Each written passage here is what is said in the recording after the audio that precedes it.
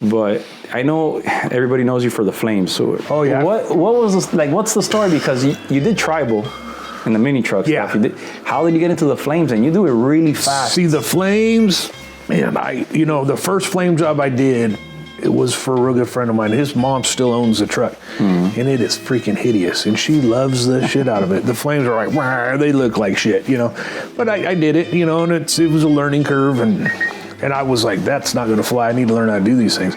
So in my younger days, man, everything you saw had flames drawn on it because I was just trying to get the muscle memory. And then once it clicked, game over. Yeah. People watch me line out flames are like, Jesus. Well, that day you're like, is this little C, this big C? And I was like, and then I'm like, bro, I don't see it. And then you do it. I'm like, oh shit, this is. But don't ask me to repeat it because I won't know how to do it. It's just a couple little, couple of shapes. And if you get those shapes down, and then once you start flowing, and it's just muscle memory. Yeah. It really comes it just comes second nature at this point. And there was a time where I was doing probably a flame job a week for a 10-year stretch. So I got really good at them. Yeah. It's one flame job a week. Yeah. That's 52 weeks in a year. Yeah. That's a shitload of flame jobs floating around. Bro, dude, I did flames because I do a couple. I got a guy that's a demo guy. I flame all his big trucks, his tractors, everything. I got a friend that's a tow truck guy. I flame all his tow trucks. And then all the custom shit we do, it's a lot. Yeah, dude, it's a lot. That's insane. Yeah. Now, I recorded the motorcycle, and I'm like, man, this motorcycle. I know you said you posted it. Maybe I haven't seen it, but you have a shitload of bike parts. And stuff. Yeah, I usually have 2 or 3 going. There was times 5-6 years ago I had 12 baggers here at one time. Really? Pieces fucking everywhere, But it was, you just keep them separate. I tell these guys, do not grab them and mix them together because then you'll never figure it out. We'll never figure that, it out. Or you put their name with a marker or something. The name of a part we number. Didn't. Obviously, we're not that smart, but listen, bro. It all got done. I make colors. I make some colors, and then I'm supposed to write the grams. And I'm like, I'll do it later. And then later, hey, I kind of wing it. Exactly. And then I'm struggling to match something I made cool. Maybe an hour ago. Yeah. I'm the same way. And I'm terrible. I'm my worst enemy. Exactly.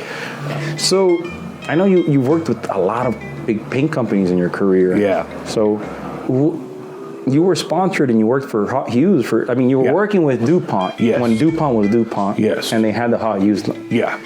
Fill me in, bro. What's the story with that? Because it's so there cool. was one of the main reps was here in town, George Sweat. He's passed on since. He was a really good guy. He looked after me like I was his son. You know what I mean? He there was a time I painted these tanks that are in the showroom here as displays for Hot Hues. Went to the Cow Palace in San Francisco for a big show, and I'd done all this stuff, and they were giving me materials and doing whatever, and then the main boss and him come over, and they said, hey, we're so happy with what you did. We're going to give you 100 gallons of free clear. But what do you even do with 100 gallons of free clear? Dude, they would start sending it to me 10 at a time. Dude, I went 2-3 years and didn't buy a gallon of clear. And it was the old 4500. I loved it.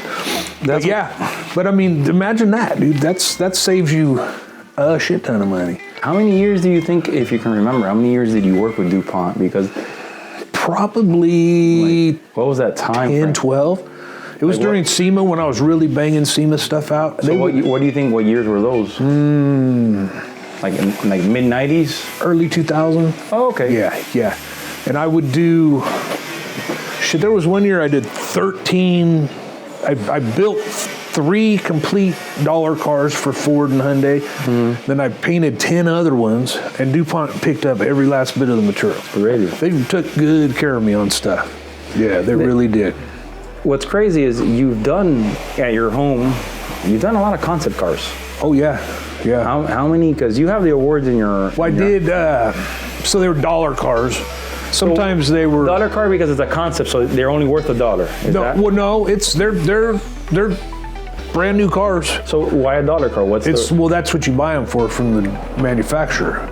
Okay. So they would sell it to you for $1 because, like, if they give it to you, there was the tax break way to do it, right? Okay. So you'd get a car for $1. It wasn't necessarily a concept car. It was like we kind of made them into concept cars. We took a Tiburon one time, cut the top off of it, made a trunk, made it an all-time convertible. Thing was crazy. That was the Hyundai? Yeah, it was green and black. Hyundai. Oh, the Hyundai Tiburon. Tiburon, yeah. Tiburon. So we won, that year we won 2 awards with Hyundai. We won the Dunlap Maxed Out Award. We won a Mother Shine Award and then a DuPont Best Use of Color Award with 1 car. Jesus. Yeah. You guys clean house. It was crazy. And that was just your shop? Yeah, that was just us. Yeah. It wasn't having to do with the other guys. Yeah, I didn't do any SEMA stuff till I came over here. And I think I probably did 16 or 17 of those cars. Are those dollar cars? Yeah. Then you just turn them and burn them. And where did the cars go to?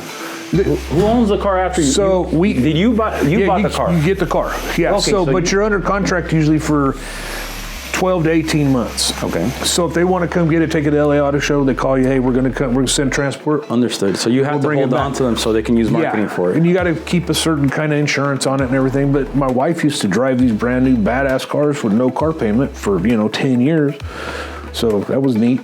And then after that, and then it kind of what happened at the end there. It was getting. All the gas prices and stuff went sky high, so they're doing these little piece of shit economy cars, good gas line, and they suck. Nobody she didn't want to drive them. After driving badass Mustangs and the F-150s laid out. Makes sense. Really nice shit, and she doesn't want to go to a. Was it ever hard for you to get rid of them when you were? No, I slung them, but I wasn't in love with them. You get everything sponsored. You get rims sponsored. Pretty much you don't come out of pocket except labor and a little bit of stuff. And then it's hard to get much over High Blue Book because, it's so custom. Yeah. And that or you just respray it to a factory color. Yeah. But so I would get High Blue Book plus about $5,000. Okay. But they would end up getting $50,000 worth of free shit basically on it, What do you think those cars are now, man? Because I know a lot of great cars. Some of them. Some of them are around still. Some of them are around. Some of them are gone. I know one got stolen and burnt. And then there's a red F-150. A guy hits me up. I think he's out in Florida. Okay. Has it still. I don't know. Kind of lost track of a lot of them. It happens. So you built a bunch of shit, painted a bunch of stuff. Oh, right? yeah. And in your shop, you fabricate here too. Yeah. So what do you do? You guys do everything from beginning to end? A lot of times. And it's not, when you say that, I don't necessarily do the fab work. That's fine. I can shave and do stuff like that. But I have a good friend, Chris, one of my best friends that's a badass fabricator. He can do anything. So, we could do it start to finish. And I think lately we do more just paint end of it. Just because we got so much work, we can't keep up anyway. Then you add all the fabrication stuff, and he's got to come after work, and it starts to drag on. Yeah. And then you lose the steam or the motivation to. So we'll use Chris like when we did Sean's Oldsmobile. We had him make a bunch of covers and stuff. Built a dope ass display for all his hydraulic stuff. Made battery covers, painted all that.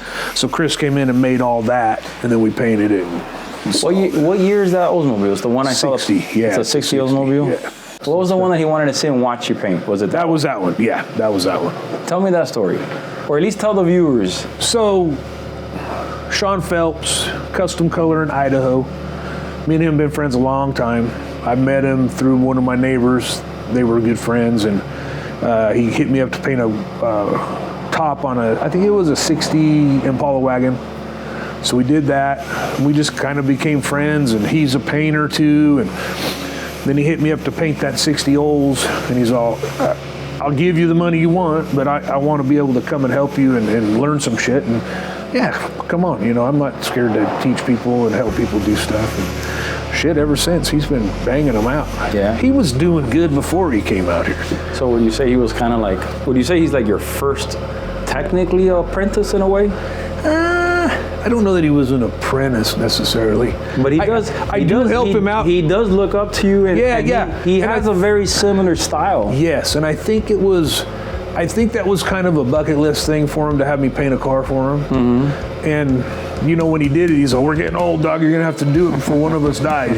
So we did it, and he's we're great friends. I mean, we go to Idaho and hang out with him and his wife, and I mean, he's a cool cat. He does bitchin' work. Oh, I got introduced to him because of you. Yeah, he's just a good dude, man. And you vouched for him, and I said, well, if you vouch for him, you vouch.